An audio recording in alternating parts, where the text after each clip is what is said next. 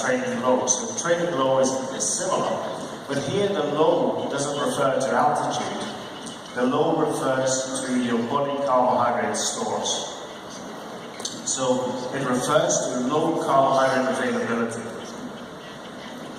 There are many ways to train low, and we'll get into that a little bit. And it is important to understand that training low doesn't necessarily mean you're on a low carbohydrate diet. Yeah, they're not the same thing. I think being on a low carbohydrate diet is one way, one of many ways to train low. In the old days, we would train, and our trainers would then assess the outcome, which is an improved performance. And in between that, there was a bit of a black box.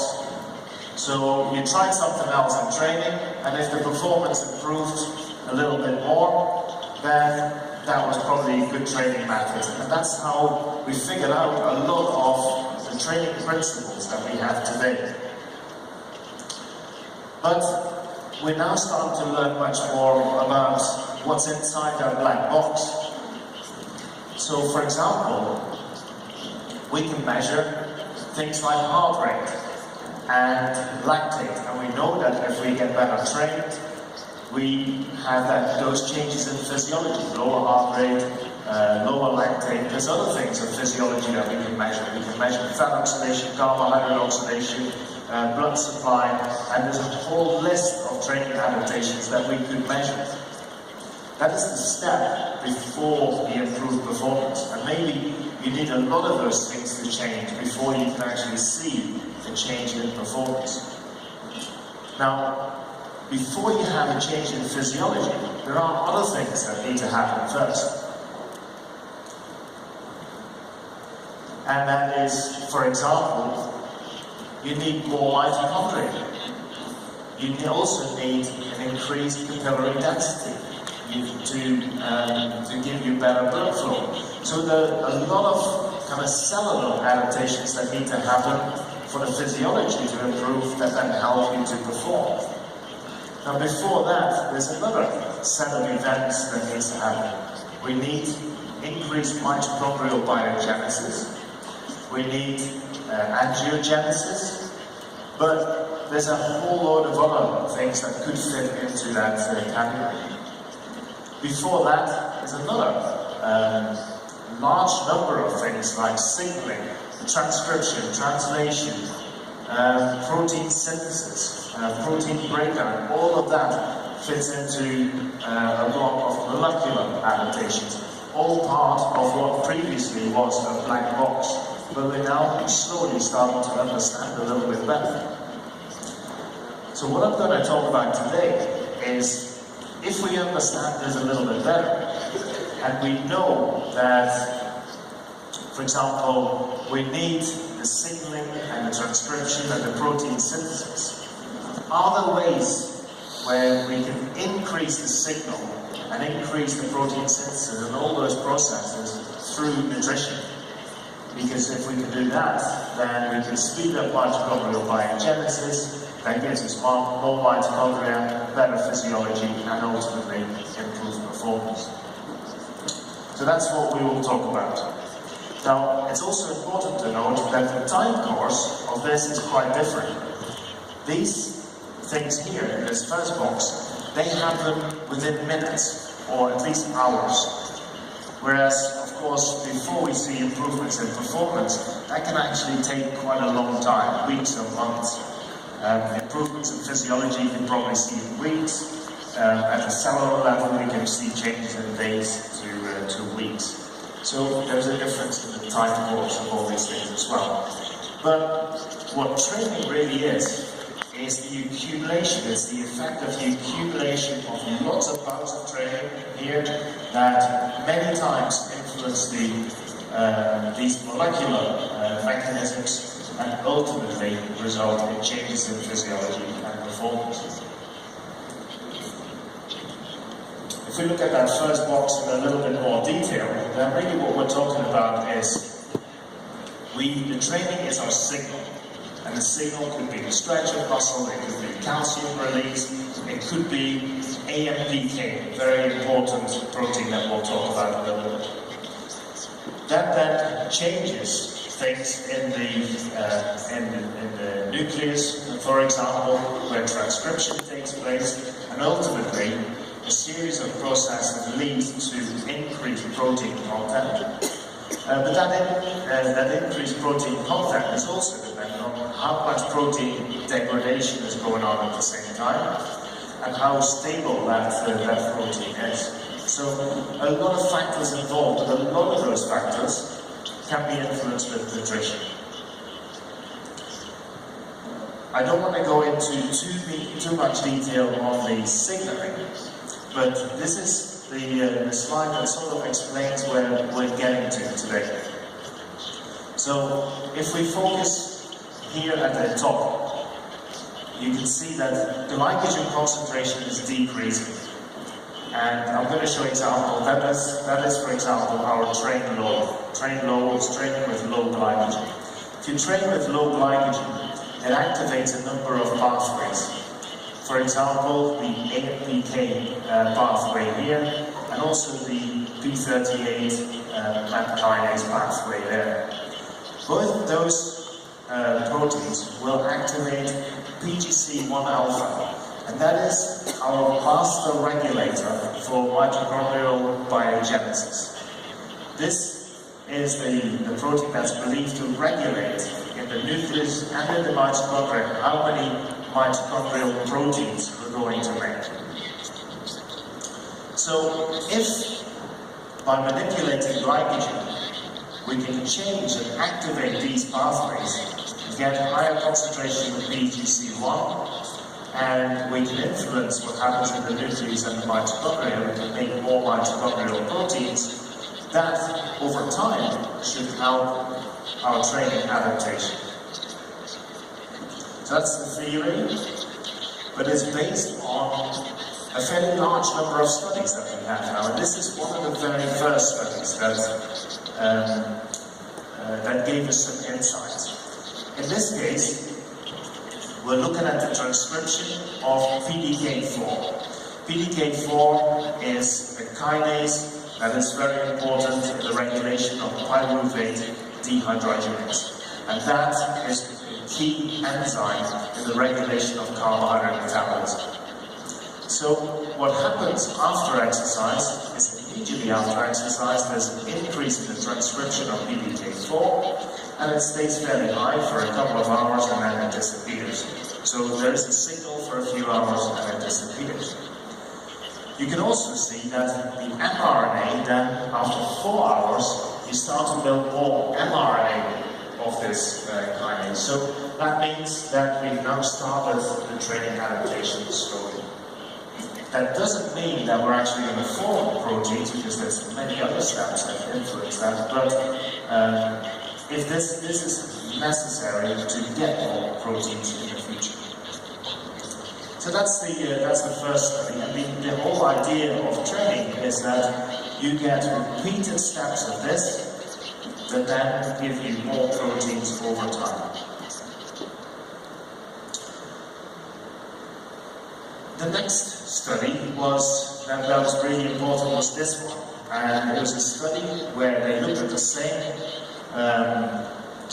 PDK4 and also another number of other proteins, and how the transcription happened, how the mRNAs and also the protein content of these enzymes changed over time in a condition of normal glycogen and a condition with low glycogen. What they found was that for some of these with low glycogen, that signal was actually greater. And you can see that here as well. It may not be as much. UCP3 is probably a little bit more important in fat metabolism, it's more important in carbohydrate metabolism. The same with hexokinase. And you can see that very little happens really with lipoprotein lipase here. So, low glycogen seemed to increase the signal and increase the the effects of that signaling.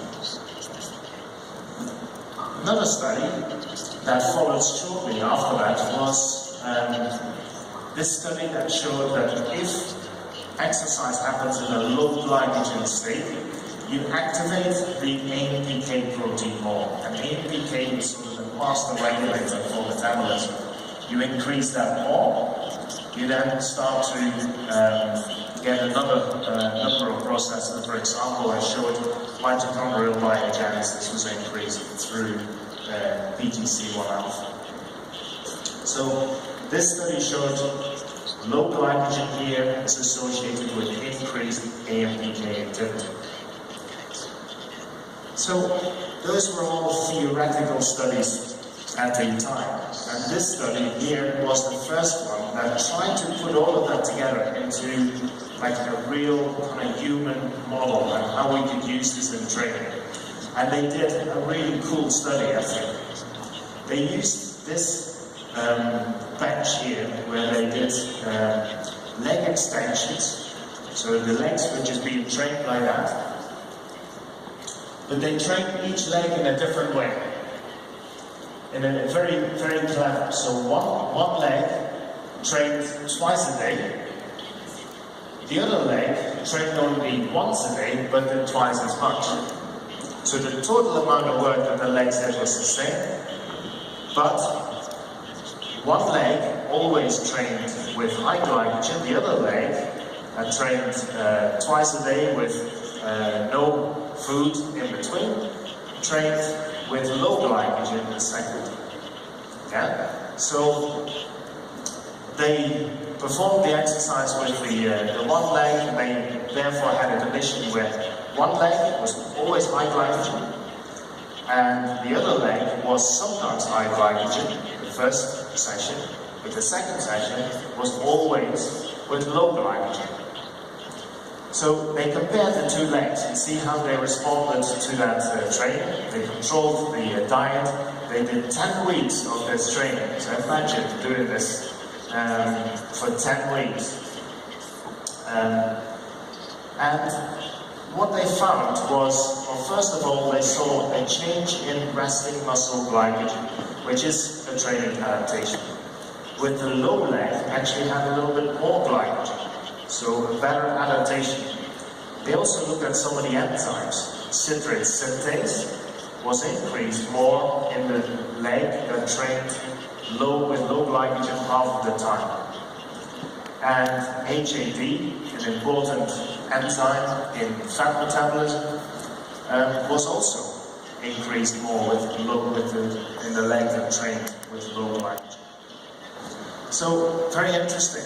So we have a leg that is trained a little bit more with low glycogen, where we see better adaptations at several levels here.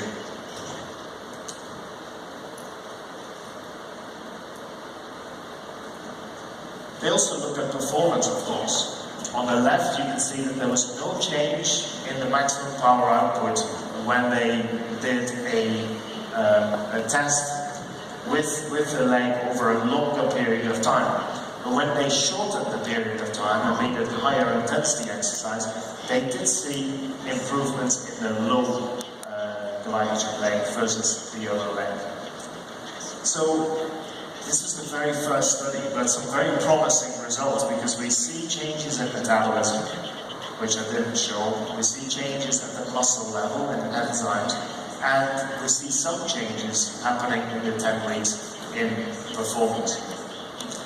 Now, that study got published, and immediately trainers and coaches everywhere went, oh, we've got to train with low glycogen all the time. And we said at the time, and John Hawley was another researcher at the time who said, well, hang on a minute, there is no Olympic discipline where you do that exercise with one leg. These subjects they used in the study were untrained for this exercise, so maybe that has affected the results. Both of those groups trained exactly the same, and that doesn't happen in the real world, because if you're on low glycogen, you wouldn't train as hard as when you were on high glycogen. So we did think that this study, although it was a very good first step, was really the study that now told our trainers and coaches, you've got to train low glycogen. So we tried to design a study that was a little bit more real. And let me first summarize these findings again for you. So exercise with low muscle glycogen is associated with gain activity and elevated gene expression. They found greater adaptations following 10 weeks of training with low muscle glycogen, at least some of the time. But, as I said, the two conditions, they performed the same amount of work, and that's not the real world, because in reality, high muscle glycogen just allows you to train harder. So, the question is also, does muscle glycogen influence training adaptation when athletes train in normal conditions? So what we did is we had 14 cyclists. We divided them into two groups.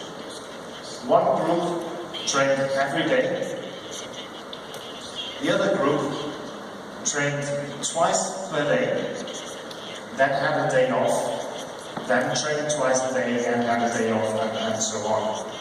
When they trained twice a day, the second time they trained with low muscle glycogen, because the first time we made sure that they depleted their muscle glycogen.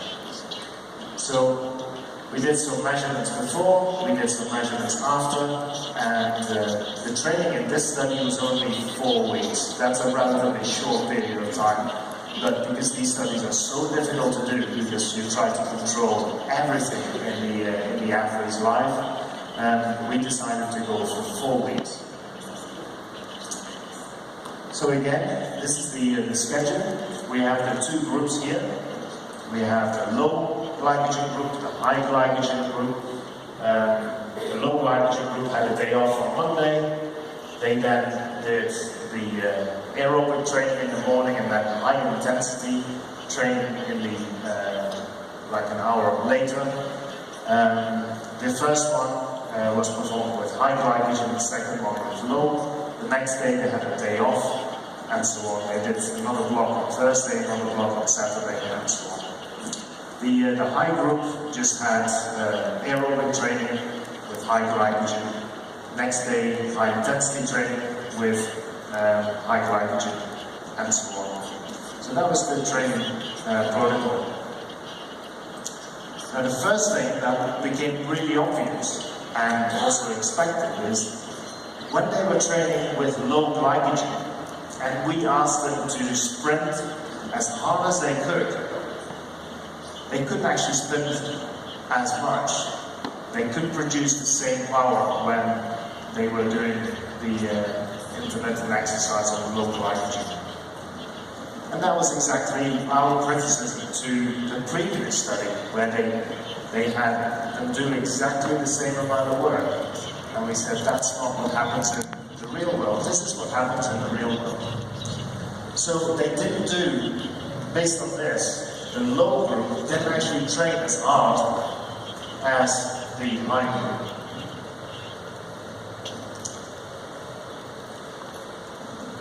When we looked at the changes in time trial performance, then we didn't actually see any difference between the two groups. That's actually pretty similar to the result that was found with the one-legged exercise.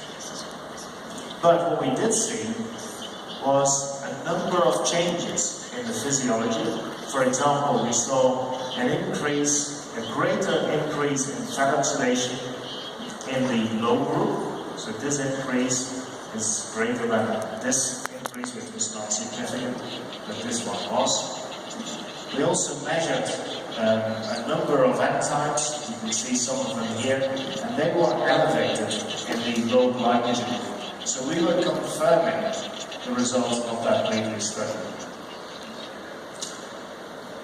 On the right is the enzyme that's involved in fat metabolism. You can see there's an increase here in the low group and no change or even a decrease in the high group. Maybe interesting to note is if you look at an enzyme that is important in carbohydrate metabolism, actually the opposite happens. And you can see that in the high here, in the high glycogen group, there's an increase in gluten protein content, but no change in low. I'll come back to that finding in a little bit. But we do see changes and improvements in fat metabolism in the cyclists that train with low glycogen half of the time. This study was actually a parallel study to a study that took place at the same time in Melbourne, in Australia. So we had coordinated this with John Hawley in Melbourne, and he recruited a similar number of subjects, 14 subjects, and did a study with exactly the same protocol.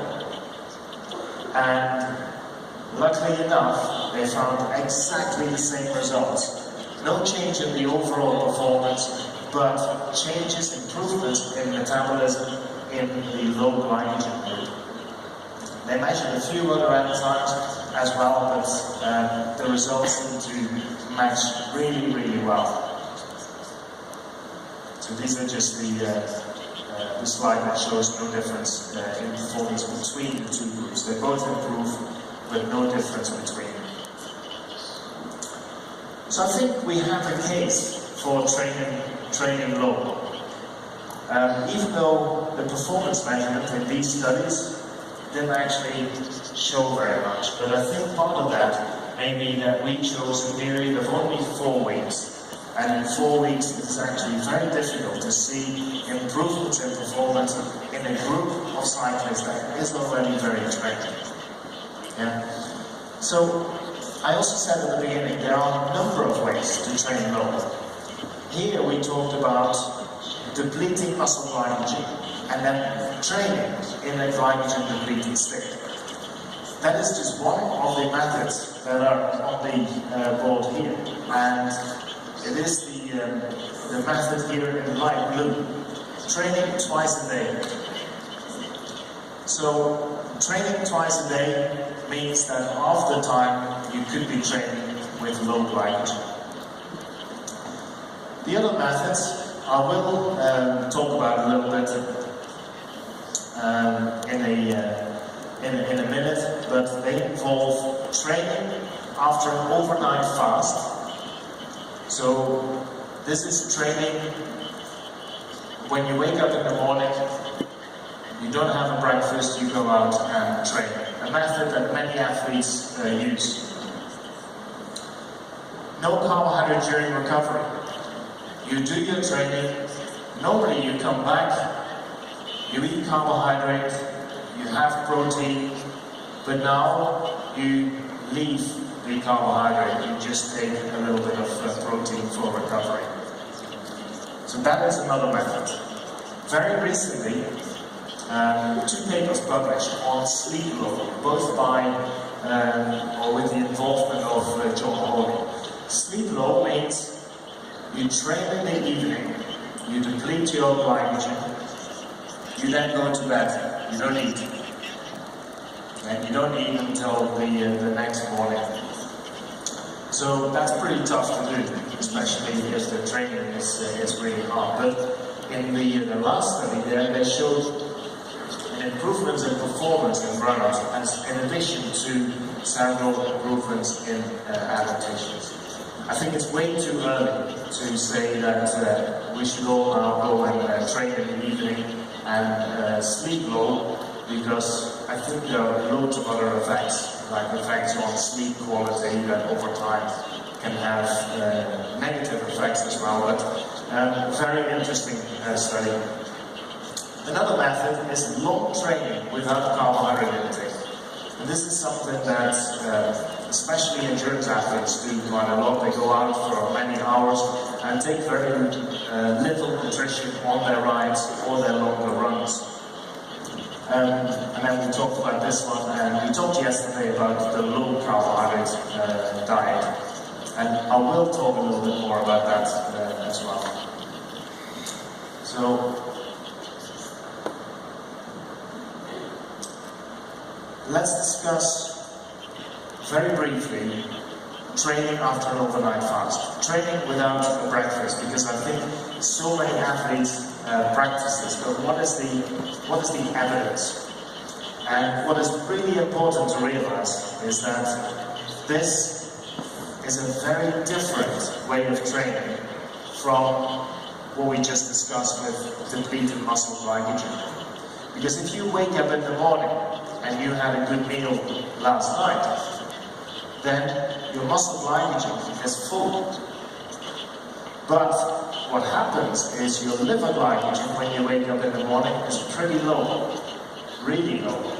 Normally the liver probably contains around 80 grams of carbohydrate. When you wake up, there's probably only 10 grams of carbohydrate left in the liver. And that is because during the night, your brain gets glucose from your liver. So with training, if we do that without breakfast, we train with low liver glycogen but high muscle glycogen. Different effects than training with low muscle glycogen. So most of the studies in this area have been done by Peter Haspel's group in Belgium. So when you train with no breakfast, you train with low liver glycogen, normal muscle glycogen, the acute effects are an increase in fat oxidation, and these have shifted a little bit, so a decrease in carbohydrate oxidation, no change in muscle glycogen oxidation, and plasma glucose oxidation, probably a very small decrease.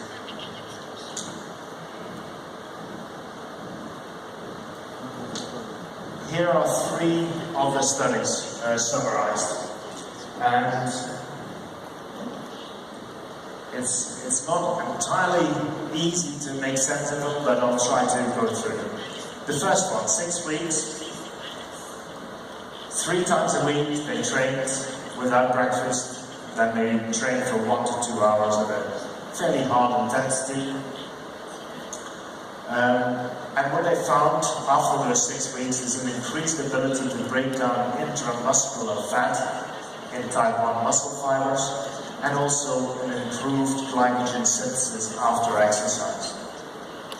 In another study, they used the same protocol. They found evidence of better maintenance of blood glucose, and also greater adaptations in citric synthase and HAD enzyme beta oxidation. But in this study they found no differences in fat oxidation when they gave them carbohydrate during exercise. And they did that to simulate a real-life situation, because if you would compete, you would take the carbohydrate during your event. They didn't see any effects. So it looks like if you do this 3 days a week, you can get some superior adaptations after 6 weeks, but the implications of that for performance and even substrate use are not entirely clear yet. So we do need a little bit more study, but I think a lot of athletes do practice this. A lot of the professional cyclists that I work with, they use this in the months December to February. A lot of the Kenyan and Ethiopian runners, they don't know any other way than to train like this. At least half the time they train in a fasted state. So hopefully in the next few years we'll get a little bit more information about the role of training fasted. Then I'm going to talk about the low carbohydrate diet as a way to train low. And I think the low carbohydrate diet, or high fat diet, or however you call it, There's plenty of evidence that you get similar adaptations. You get adaptations in fat metabolism, you get increases in fat oxidation. There is no question in my mind that that happens. But I think this study here shows that at the same time there's something else that happens. And that may be an unwanted side effect. And if we bring glucose into the cell, and into the mitochondria, and here in the mitochondria, before the glucose is used, we have to convert it to acetyl-CoA, and that is a step, a critical step, catalyzed by pyruvate dehydrogenase. That is the key enzyme for carbohydrate metabolism. If you don't have this enzyme, you can't use carbohydrate as a fuel, and that, for an athlete, would be a real problem. If you're on a high-fat diet or a low-carbohydrate diet, what actually happens, you can see the numbers here, but you down-regulate this enzyme. So your PDH activity cannot be upregulated enough, so you can't use carbohydrate as well as you could before. So you can use fat better.